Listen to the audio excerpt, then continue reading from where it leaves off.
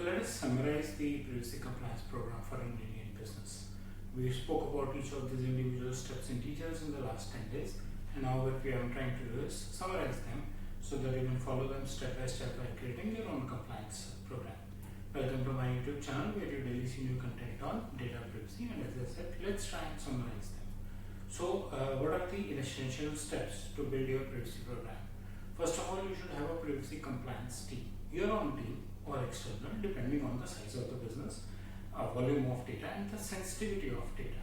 If it's large volume and sensitive data, you become a significant data fiduciary. You need to have the entire team yourself, including the data protection officer who has to be a part of your own system, onboarded based in India.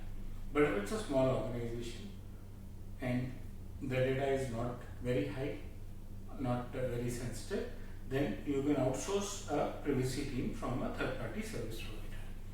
Conduct data mapping and inventory. The privacy team should get in and conduct mapping of all the data that you have, so that once the mapping is done, you know what is the personal data you have and what is the inventory of personal data, and link it with the processes that you follow while processing the data.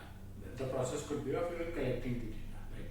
So 5 processes by DPDP Act: collecting, storing, processing, sharing with third parties, and deleting. So if you are doing any 5 of these, then you need to do this compliance program, right? So mapping and inventory help you understand the personal data and set up your plans or programs accordingly.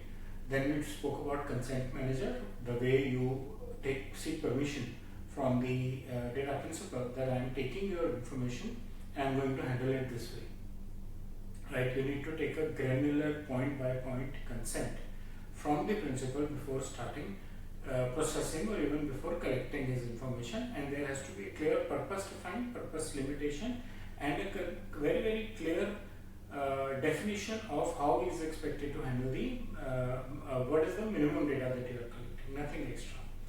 Then you should have a privacy policy, the way you tell your own team how personal data is to be handled. A privacy notice, the way you tell external world how personal data is to be handled. Training and building awareness in the team. And finally, preparing incident management program. So training is important because it's your team who is handling personal data of the data principals who are working with you.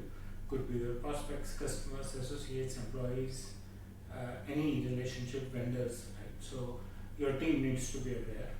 They need to get proper training on how to handle the personal data.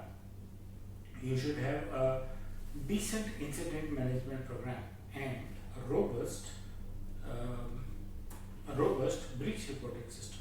So if anyone senses that there could be some issue, they should immediately report. Before even reporting, before even finalizing on the program, it's an essential component that people should know whom to report, where to report, and how that report has to move around. How do we need to ensure that the breach is minimized? Conduct regular assessments like privacy assessments or privacy impact assessments, so that you know the status of your privacy compliance and you can help improvise it. You can put in more investment depending on how, unless you have rechecked or revalidated your own performance, how would you put in more investment? And then you should implement internal monitoring mechanism to know on a regular basis what level of compliance are you in. For example, you change the process for any department. Now, just changing the process does not mean compliance. You can show that new process and show that the process is privacy compliant. But does it mean compliance? No. Why? Because that process has not been used or not been implemented. How do you come to know that? Either through assessments or through regular monitoring systems. Assessments would also help you get into technology advancements, like you do security audits and other IT audits. Then you have to very sincerely look into your third-party contracts, vendor management, right? Whether it's your cloud service provider or any provider who handles data on behalf of you. It could be a BPO, KPO, it could be a just third-party provider who is handling data for you. And then, most important, keep it going. It is not a one-time activity. Make the compliance program and make it run forever, because privacy is going to come up on a regular basis, new regulations, new rules.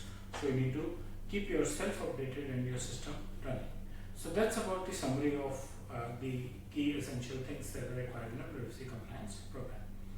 I hope you like the content of the video. Please press the bell and the like icon, subscribe to my channel, and share your feedback in the comment section.